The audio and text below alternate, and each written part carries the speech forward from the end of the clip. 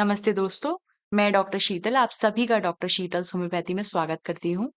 आज का हमारा टॉपिक रहेगा कि कैसे हमारी बॉडी, माइंड कनेक्टेड है आपस में और किस तरीके से वो हमारी बॉडी में या हमारी लाइफ में कैसे वो रोल प्ले करती हैं। इसके लिए मैं आपको साइंटिफिक रिसर्च हैं, बहुत सारे डॉक्टर्स भी हैं इसमें और ऐसे एक्सपर्ट्स जो इस फील्ड के लिए ही उन्होंने काम किया है, मैं उनके बारे में भी बताऊँगी और उनसे रिलेटेड जो रिसर्च है, उसके बारे में बताऊँगी कि किस तरीके से उनकी टीचिंग्स क्या-क्या है और कैसे हम उन्हें अपनी लाइफ में यूज़ कर सकते हैं। तो सबसे पहले हमारे डॉक्टर ब्रूस लिप्टन, ये एक ये पीएचडी होल्डर हैं और एक सेल बायोलॉजिस्ट हैं। इन्होंने अपनी लाइफ में सिर्फ सेल के ऊपर वर्क किया है और किस तरीके से ये हमारी बॉडी में, हमारी हेल्थ में किस तरीके से रोल प्ले करते हैं, इसके ऊपर इन्होंने रिसर्च की है। और इन्होंने ये बताया है कि हमारी जो सोच है और हमारा जो एनवायरनमेंट है, वो सिर्फ हमारी जीन को ही अफेक्ट नहीं करता, हमारी हेल्थ को भी अफेक्ट करता है। तो अगर हमारे इमोशंस नेगेटिव चल रहे हैं या हम कुछ भी ऐसा है जो खुद के लिए नेगेटिव फील कर रहे हैं, इवन हम दूसरे के लिए भी फील कर रहे हैं, वो दोनों ही चीजें हमें बराबर अफेक्ट डालती हैं नेगेटिवली हमारी हेल्थ के ऊपर भी और हम अपनी सोच से किस तरीके से रियलिटी बना रहे हैं, वो दोनों ही चीजें हमारी सोच, हमारी एनवायरनमेंट और हम अपने एनवायरनमेंट को, हमारे आसपास जो भी घट रहा है, हम उसे किस तरीके से परसीव करते हैं और किस तरीके से अपनी बॉडी में स्टोर करते हैं, अपने माइंड के लेवल पे चलाते हैं, ये दोनों ही चीजें हमें हमारी हेल्थ को, हमारी ओवरऑल जो भी हमारे लाइफ के एस्पेक्ट्स हैं, उनको इफेक्ट डालती है। इसके लिए हम अफर्मेशन क्या कर सकते हैं कि जो भी चीजें मेरे विचार हैं, वो मेरा भविष्य बना रहे हैं। That means what I am thinking is creating my future. तो अगर मैं अपनी थिंकिंग को, आप अपनी थिंकिंग को चेंज करेंगे, तो हम अपने अंदर या अपनी लाइफ को, अपनी हेल्थ को चेंज कर सकते हैं। क्योंकि डॉक्टर ब्रूस लिप्टन यही बात बोलते हैं कि हमारी जितनी भी एक्टिविटीज हैं, वो सब हमारे अवचेतन मन या सबकॉन्शियस माइंड से आती हैं। अप्रोक्सीमेटली 95% हमारी लाइफ में जो भी होता है, वो सब हमारा अवचेतन मन से आता है। इसे एग्जाम्पल से मैं आपको समझाती हूँ। जैसे हम खाना खाते हैं, अभी इस समय जो भी आपकी उम्र है, हम खाना खा रहे हैं, हम चल रहे हैं, हम बोल रहे हैं। जब हम पैदा हुए थे, ये सब चीजें हमने अपने एक्सटर्नल एनवायरनमेंट से सीखा है। अब इस समय पे जो भी आपकी उम्र है, जो भी एज़ अ एडल्ट आप जैसे इस मूवी को देख रहे हैं, इस वीडियो को देख रहे हैं, एज़ एन एडल्ट आप जो भी चीज़ें कर रहे हैं, आप मुझे सुन रहे हैं, आप उस चीज़ को समझ रहे हैं अपने ब्रेन से और ब्रेन से जो समझ रहे हैं, वो कैसे समझ रहे हैं? आपके सबकॉन्शियस में जो भी स्टोर्ड है, आप उससे मुझे पर्सीव कर रहे हैं, उसके अकॉर्डिंग आप समझ रहे हैं चीज़ों को। तो ये सब कहाँ से आ रहा है? ये हमारे अवचेतन मन से आ रहा है। तो अगर हम अपने अवचेतन मन को समझना चाहते हैं, उसको रीप्रोग्राम करना चाहते हैं, तो उसके लिए हम अपने विचारों पे ध्यान देंगे, अपनी सोच पे ध्यान देंगे। जब इन चीज़ों पे ध्यान देंगे, तभी हम अपनी हेल्थ को, अपनी लाइफ को और ओवरऑल जितनी भी चीज़ें जो हमारी लाइफ में हैं अभी इस समय, हम उनको चेंज कर सकते हैं। अगर आपको ये लगता है कि कोई भी चीज़ आपके अकॉर्डिंग या ये कहें कि एक हार्मनी, लव में नहीं चल रही है, तो वो इन चीज़ों से ठीक हो सकती है। तो ग्रोथ हमारी किससे होगी? जब हम लव फ्रीक्वेंसी पर होंगे। और हमारा फ़ियर क्या करता है? हमारी बॉडी को शट डाउन कर देता है, हमारी हेल्थ को डिग्रेड करता है। तो ये सब चीज़ें, हमारी सोच, हमारी थिंकिंग, ये सभी चीज़ें हमें अफ़ेक्ट करती हैं। अगर आप इनकी टीचिंग्स को डिटेल में पढ़ना चाहते हैं, तो एक बुक है बायोलॉजी ऑफ बिलीफ जो डॉक्टर ब्रूस लिप्टन ने लिखी है, आप उसको पढ़िए और उसको ये उसमें उन्होंने पूरा बताया हुआ है कि किस तरीके से हमारी सोच, हमारी थिंकिंग एक-एक सेल को, हमारी बॉडी का जो फंडामेंटल यूनिट है, वो सेल है। तो एक सेल को भी वही चीज़ें अफ़ेक्ट करती हैं जो हमारी ओवरऑल बॉडी को अफ़ेक्ट करती है। तो आप इसको पढ़ते हुए इस बुक को और अच्छे से डिटेल में समझ पाएँगे। अब हमारे सेकंड हैं डॉक्टर डेविड हॉकिन्स। इन्होंने हमें मैप ऑफ कॉन्शियसनेस दिया था। इन्होंने क्या बताया था? मेरी एक दूसरी सीरीज भी है मेरे चैनल पे, आप चाहें तो उसको देख सकते हैं। और आप उसको जब देखेंगे तो आपको ये पता लगेगा, इन्होंने ये चीजें बताई हैं कि जब भी हम नेगेटिव इमोशन में रहते हैं तो क्या होता है, हमारी हेल्थ किस तरीके से अफेक्ट होती है, हमारा फील्ड किस तरीके से अफेक्ट होता है, और जब हम नेगेटिव इमोशन में रहते हैं तब किस तरीके से अफेक्ट होता है, और पॉजिटिव में रहते हैं तब। दोनों ही चीजें हैं।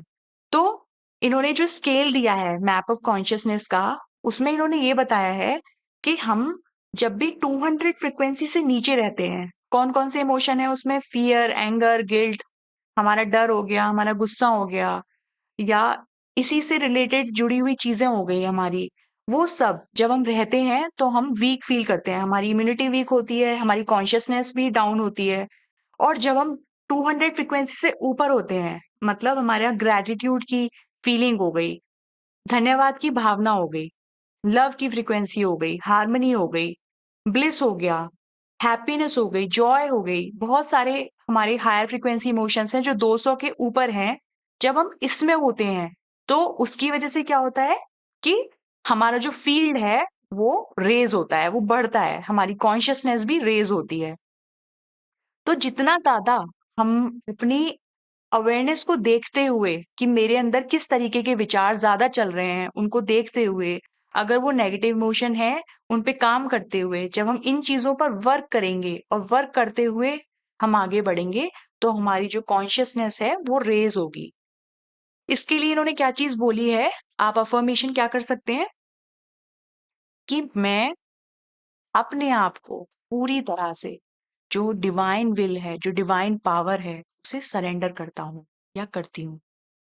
जब भी हम यूनिवर्स के ऊपर या जिसमें भी आप बिलीव करते हैं, जब आप उससे पूरी तरह से सरेंडर कर देते हैं, ट्रस्ट करते हैं, तो आप कहीं ना कहीं जो हमारी लोअर फ्रिक्वेंसी इमोशन है उससे बाहर आ जाते हैं और एक हायर फ्रिक्वेंसी की तरफ बढ़ना शुरू हो जाते हैं और आपकी कॉन्शियसनेस बढ़ने लगती है। उसके बाद तीसरे हमारे आते हैं डॉक्टर जो डिस्पेंजा। इन्होंने क्या बताया है कि हमारे जो विचार होते हैं, जब तक वो विचार हैं तब तक हमारी रियलिटी नहीं बन रही, लेकिन जैसे ही उन विचारों से हमारी भावनाएं, हमारे इमोशंस जुड़ते हैं, तब वो रियलिटी बनते हैं। तो अगर आप अपने आप को चेंज करना चाहते हैं तो पूरी तरीके से इस चीज को अवेयर रहिए, इस चीज के लिए कि आपके जो विचार हैं वो किस तरीके से हैं। नेगेटिव है, आप हमेशा नेगेटिव सोचते रहते हैं, ओवरथिंक करते हैं, जो चीजें पास्ट में हो चुकी है उनके बारे में सोचते रहते हैं, तो आपको कभी भी फ्यूचर नया नहीं मिलेगा। अगर आप अपने पास्ट की चीजों से परेशान हैं, आपको फेलियर मिला है या आपको डिसेप्शन मिला है, किसी से कोई भी धोखा मिला है, कोई भी चीज है, कोई भी ऐसी चीज है जो आपको बार बार आपको पास्ट में लेके जा रही है, आपकी थिंकिंग बार बार पास्ट में जा रही है, आपका माइंड बार बार पास्ट में जा रहा है, तो अगर आप फ्यूचर डिफरेंट चाहते हैं अपने पास्ट से, तो पहले अपनी जो प्रेजेंट थिंकिंग है उसको चेंज करना होगा। अब इन्होंने इसमें एक चीज और बताई कि हम ये कैसे करेंगे। हमारे जो ब्रेन होता है उसमें वेव्स होती हैं। तो अभी जैसे आप मुझे सुन रहे हैं, आप बीटा वेव्स में है आपकी ब्रेन, और उससे क्या हो रहा है, आप चीजों को समझ रहे हैं। हम जो भी एक्टिविटी करते हैं, हमारे जो भी एक्शंस होते हैं, बॉडी जो हमारे एक्शंस करती है, वो सब हम बीटा वेव्स में रहते हुए करते हैं। लेकिन हमें बीटा वेव्स से रहते हुए अगर हम इसमें रहेंगे तो कभी भी हम अपने सबकॉन्शियस को चेंज नहीं कर पाएंगे। तो उसके लिए हमें क्या करना होता है, थीटा वेव्स में जाना होता है। तो जैसे ही आप मेडिटेशन में बैठते हैं तो क्या होता है, ध्यान में बैठते समय आपकी बॉडी, आपका जो ब्रेन है, वो धीरे से स्लोली अल्फा वेव्स में जाता है। अब यहाँ क्या होगा, आप थोड़े रिलैक्स होंगे, आपकी बॉडी रिलैक्स होगी। इवन आप अपनी लाइफ में भी देखेंगे, जब भी आप रिलैक्स होते हैं, क्रिएटिव आइडियाज तभी आते हैं। अगर आप स्ट्रेस में होंगे, हर वक्त बीटा वेव्स में रहेंगे, वहां आपको कोई भी न्यू आइडिया नहीं आएगा। सारी क्रिएटिविटी, पूरा रिलैक्स होना, वो सब आपका तभी आता है जब हम अल्फा वेव्स में होते हैं। तो एक तरीके से जब भी हम अल्फा वेव में हुए तो हम एक तरीके से सबकॉन्शियस माइंड के डोरवे पे पहुंच गए, खड़े हो गए हम उसके दरवाजे पे। अब क्या होगा, रीप्रोग्रामिंग का की तरफ हम धीरे धीरे आगे बढ़ रहे हैं। उसके बाद नेक्स्ट हमारा क्या आता है, थीटा वेव्स। ये है सबसे इंपॉर्टेंट। इसमें क्या होता है, जब भी हम डीप मेडिटेशन में जाते हैं तो एक तरीके से हमारा पूरा अवचेतन मन हमारे सामने है अब हम जो चाहें, जो भी हमारे अंदर रियलिटी बनाना चाहते हैं, अपनी बाहर की रियलिटी चेंज करनी है, अंदर की रियलिटी चेंज करनी है, वो सब कुछ हम चेंज कर सकते हैं इन्हीं थीटा वेव्स में रहते हुए। इसीलिए डीप मेडिटेशन ज़रूरी होता है। इवन जो लोग मेडिटेशन नहीं भी करते हैं, आप इस चीज़ को अनुभव कर सकते हैं कि जब भी हम सोने जा रहे होते हैं, यानी हम हाफ स्लीप की अवस्था में हैं, ना हम सोए हैं, ना जगे हुए हैं, एक अर्ध अवस्था है, अर्ध नींद की अवस्था है। या फिर जब आप उठ रहे होते हैं, ना पूरी तरह से उठे हैं, ना पूरी तरह से जगे हैं, ना सोए हुए हैं पूरी तरह से, ना पूरी तरह से जगे हुए हैं। उस समय पे कुछ समय के लिए आप उस थीटा वेव में होते हैं। या जिन लोगों को लाइट स्लीप आती है, वो एक लाइट स्लीप की स्टेट हो गई ना, जब आप गहरी नींद में नहीं जा रहे हैं उससे पहले। उस समय पर भी हमारा जो ब्रेन होता है वो थीटा वेव्स में होता है। तो कभी-कभी आपने ये चीज़ नोटिस की होगी कि आप किसी चीज़ को सॉल्व करना चाह रहे हैं, पूरे दिन आप उसके एक सवाल में उलझे हुए हैं या कोई आपकी परेशानी है उसमें उलझे हुए हैं, आपको सॉल्यूशन नहीं मिल रहा। हो सकता है जैसे स्टूडेंट्स हैं, कभी वो मैथ्स का प्रॉब्लम सॉल्व करें या किसी भी तरीके का प्रॉब्लम सॉल्व कर रहे हैं, उनको उस चीज़ का सॉल्यूशन नहीं मिल रहा। अब वो परेशान हो गए, उसके बाद बोल सोने से पहले वो ये बोल के सोए कि ये चीज़ सॉल्व हो जाएगी, या उस स्टेट में चले गए थीटा वेव में। अब उन्होंने अपनी सबकॉन्शियस स्टेट में चले गए, यानी अपने सबकॉन्शियस माइंड में चले गए। अब क्या है, उनके पास वो एनर्जी है जो सब कुछ उनके पास मौजूद है, सारे आइडियाज़ सब कुछ है। वो एक ऐसी स्टेट में कुछ समय के लिए हैं। जब आप सुबह उठते हैं, तो आप कभी-कभी ये पाते हैं कि आपका जो जो सॉल्व नहीं हो रहा था, एक कल का जो बीत गया, उसमें जो चीज़ सॉल्व नहीं हो रही थी, वो अब उसका सॉल्यूशन मिल गया। तो वो इसी थीटा वेव्स की वजह से हो पा रहा है। अब ये स्टेट तो थोड़े समय के लिए हो गई, लेकिन जब हम ध्यान की अवस्था में होते हैं, जब हम मेडिटेशन करते हैं, तो हम इसको बहुत लंबे समय तक इस थीटा वेव में रह सकते हैं। जब भी हम इसमें रहते हैं, तो आप एक तरीके से अपने सबकॉन्शियस के सामने ही खड़े हैं। अब आप जो भी चाहें, उसमें रीप्रोग्राम कर सकते हैं, पूरी प्रोग्रामिंग कर सकते हैं। कोई फ़र्क नहीं पड़ता आपका पास्ट क्या था, आप जो चाहें, जैसा चाहें, अपना भविष्य बना सकते हैं। तो इनकी टीचिंग से हम क्या समझते हैं, कि जो भी आप बनना चाहते हैं, फ़ील करिए कि मैं वो बन चुका हूँ या बन चुकी हूँ।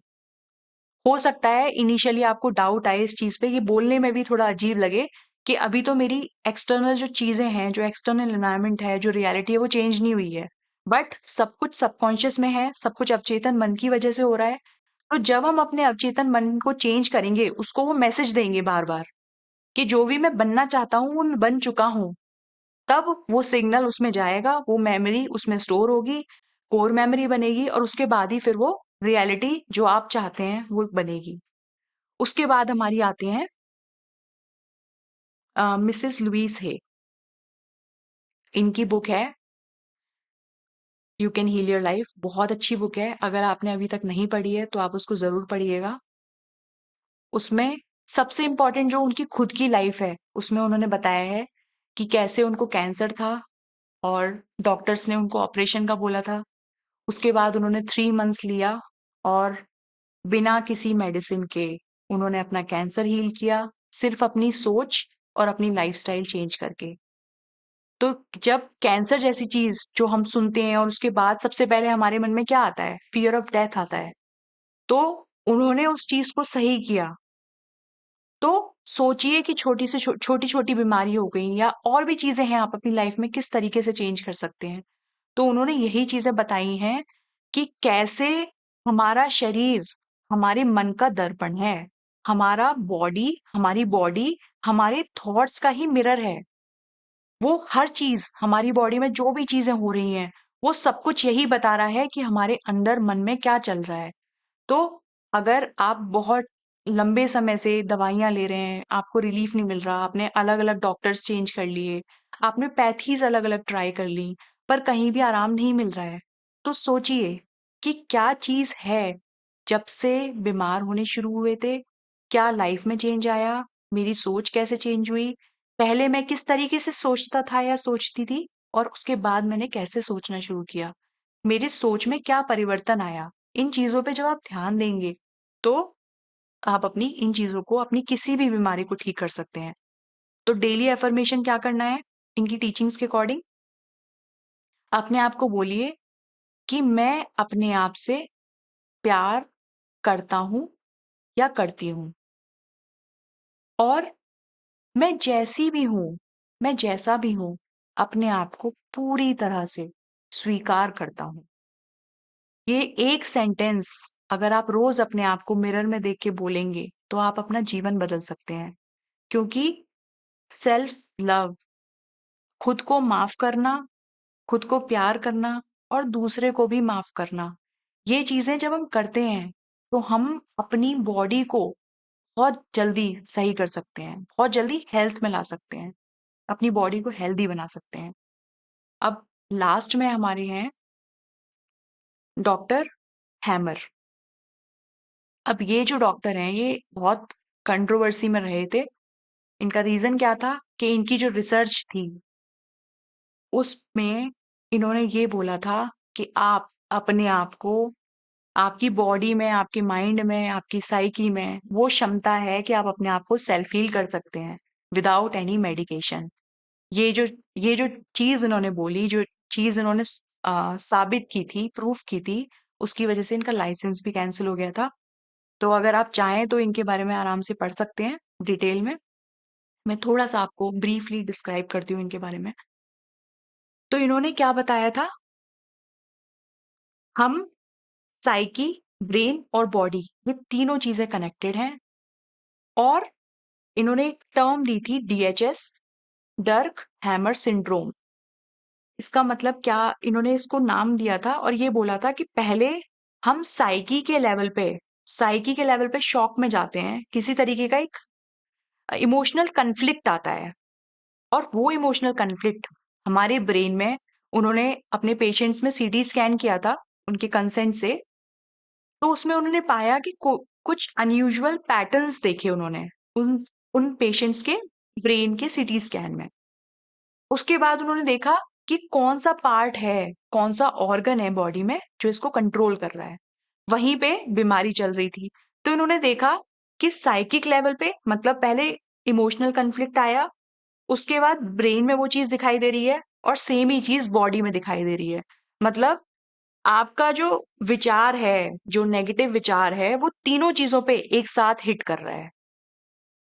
इन्होंने फिर ये वाली चीजें, इसको सॉल्व कैसे करना है कि जब भी आपकी बॉडी में कोई भी बीमारी आ रही है, तो हम सीटी स्कैन कराने की जरूरत नहीं है। वो तो एक प्रूफ हुआ कि हाँ, किस तरीके से ये पार्ट हमारा ब्रेन का बॉडी को कंट्रोल किया हुआ है, क्योंकि बॉडी में ये बीमारी है तो कहीं ना कहीं ब्रेन में ये एक्टिविटी चल रही है। लेकिन इंपॉर्टेंट चीज ये है कि अगर आपकी जब से बीमारी होनी शुरू हुई है, अगर आप उसके रूट कॉज को देख लें, मतलब कि एक एग्जांपल देके मैं आपको बताती हूँ। हमारे लंग्स अफेक्ट होते हैं कब, ये डॉक्टर हैमर ने ही बताया है कि जब भी हमारे अंदर फियर ऑफ डेथ आता है। अब इसका मैं आपको एक एग्जांपल देती हूँ, आप सब इस चीज से रिलेट कर पाएंगे।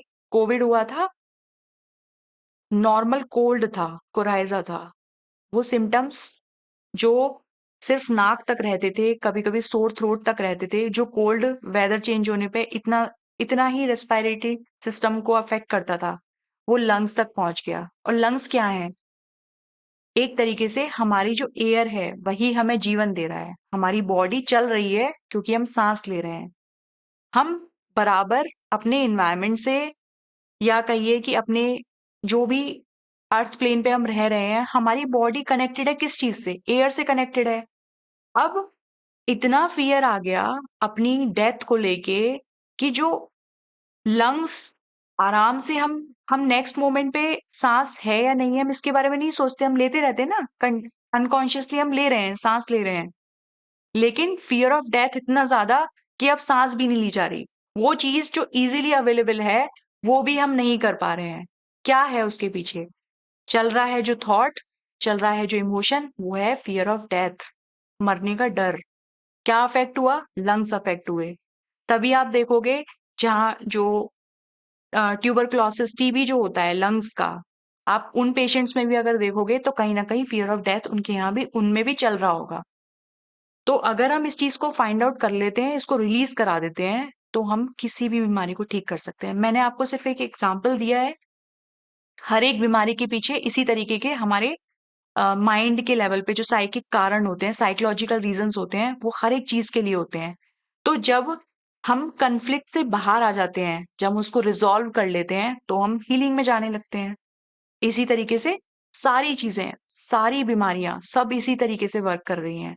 पहले हम माइंड के लेवल पे अफेक्ट हुए, चलाया हमने दिमाग में, ओवरथिंक किया, इमोशंस डाले, डॉक्टर जो डिस्पेंजा जैसे कह रहे हैं, थॉट आया, थॉट से रिलेटेड फीलिंग्स आई, फीलिंग आई, हमने फील किया, हमने उसको रियलिटी बनाया, किसके रूप में? बीमारी के रूप में।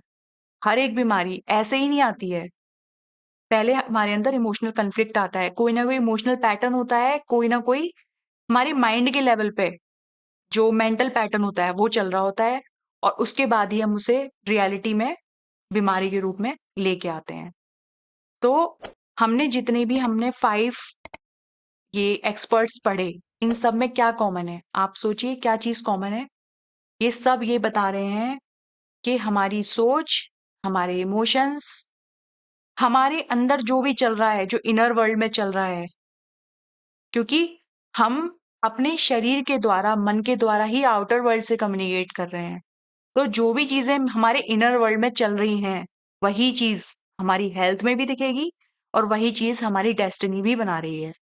तो अगर हमें अपनी डेस्टिनी चेंज करनी है, तो पहले अपने इनर वर्ल्ड को चेंज करना होगा। और ये सब जितने भी आपके 5 एक्सपर्ट्स हैं, इनकी स्टडीज को, इनकी रिसर्च को, इनकी बुक्स को पढ़िए, जो भी आपको बुक मिले पढ़िए। और आपको सारी बुक्स अमेज़न पे इज़िली मिल जाएँगी, मार्केट में मिल जाएँगी। किसी भी जो भी जिसके बारे में भी आप पढ़ना चाहते हैं, पहले पढ़िए, उनकी बुक को लीजिए, पूरा अच्छे से स्वाध्याय करिए, उसको रीड करिए, अपने जीवन में उतारिए। देखिए कि मैं कब से बीमार हूँ, क्यों रहना है बीमार? हर कोई हेल्थ डिज़र्व करता है, आप सब हेल्थ डिज़र्व करते हैं, आप सब बेस्ट डिज़र्व करते हैं। तो फाइंड आउट करिए कि क्या चीज़ है जो मुझे अपने अंदर चेंज करने की ज़रूरत है। जैसे ही आप चेंज कर लेंगे, उसी दिन से ज़िंदगी बदल जाएगी। आपकी जो भी लाइफ़ चल रही है, वो चेंज हो जाएगी पॉज़िटिवली, और आप एक बेहतर ज़िंदगी की तरफ आगे बढ़ेंगे, बेहतर फ्यूचर की तरफ आगे बढ़ेंगे। तो हमारे साथ जुड़े रहने के लिए आप सभी का तहे दिल से धन्यवाद। मिलते हैं नेक्स्ट वीडियो में। चैनल के साथ बने रहिए।